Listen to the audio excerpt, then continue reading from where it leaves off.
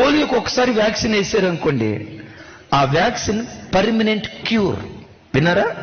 ఒక్కసారి ఆ వ్యాక్సిన్ వేసిన తర్వాత ఇక పోలియో జబ్బు రానే రాదు. టీబీకి వ్యాక్సిన్ వేసిన తర్వాత ఇక టీబీ వచ్చే అవకాశమే ఉండదు. దైవజనమా, లోకంలో రోగాలకు పర్మనెంట్ వ్యాక్సిన్ ఉందేమో కానీ మనిషి పాపం చేయకుండా పవిత్రంగా బ్రతకటానికి పర్మనెంట్ వ్యాక్సిన్ లేదు. ఏ క్షణంలోనైనా మనిషి పాపం చేసే అవకాశం ఉంటుంది. అందుకనే ప్రతి బిడ్డ ఏ దినానికి కావలసిన కృప ఆ దినం పొందుకునేటువంటి వాడై ఉండాలి. ఏ దినానికి కావలసిన భక్తి ఆ రోజే మనం సమకూర్చుకోవాలి. ఏ నాటికి కావలసిన ప్రార్థన ఆ దినమే మనం సమకూర్చుకోవాలి. ఏ దినానికి కావలసిన వాక్యం ఆ దినానే మనం సమకూర్చుకోవాలి. గొప్ప ఆత్మీయంగా బ్రతికిన వ్యక్తులు కొన్ని సందర్భాల్లో పడిపోవటానికి కారణం ఏంటో తెలుసా?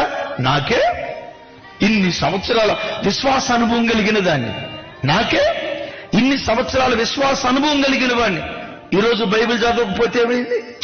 ఈరోజు ప్రార్థన చేయకపోతే ఏమైంది? ఈరోజు బైబిల్ స్టడీకి వెళ్ళకపోతే ఏమైంది?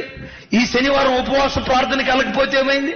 ఆదివారం ఒక్కరోజు వెళ్తే చాలే అని ఆ ధోరణి, నిర్లక్ష్య ధోరణి ఉంది చూశావు.